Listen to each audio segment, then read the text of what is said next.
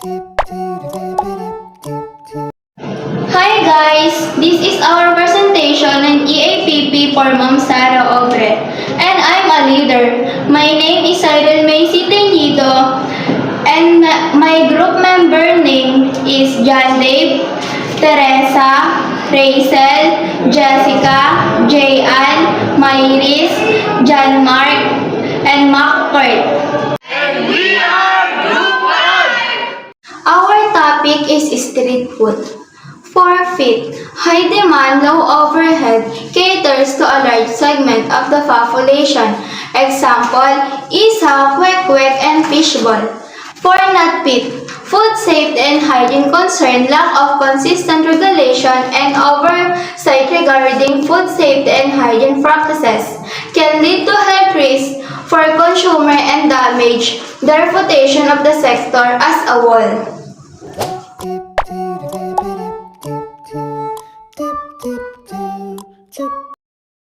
Street food business in the Philippines is a popular and accessible ventures with high demand and low startup costs, and appeal especially to student workers and low-income consumers.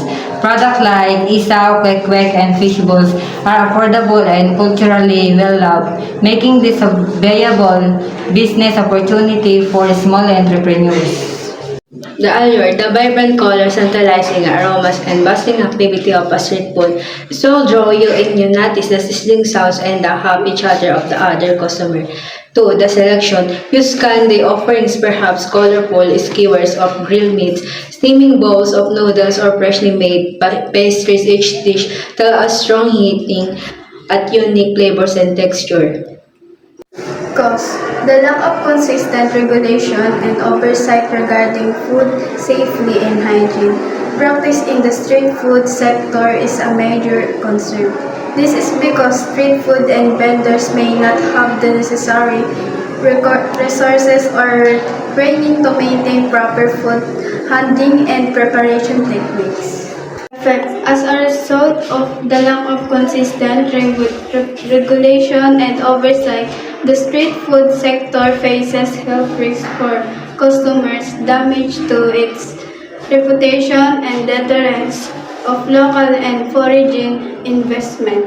This can have long-term consequences for the sector's growth and development. Street food is a vibrant reflection of local culture and tradition, offering unique regional flavors and serving as a source of income for many despite its cultural value. The ingredients.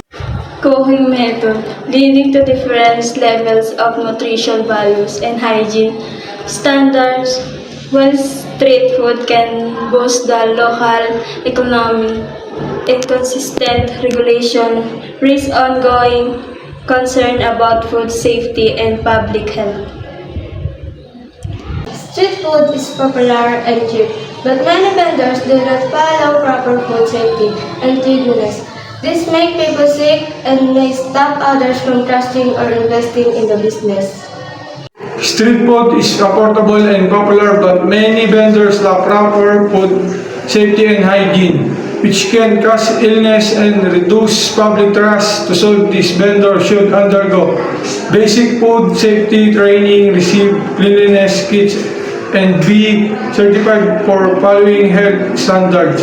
Regular monitoring and public awareness can help build trust and boost the street food industry.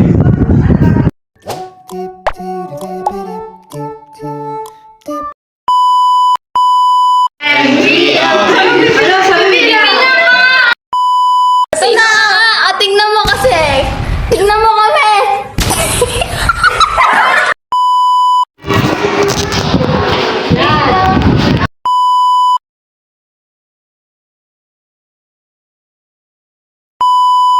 As a result of the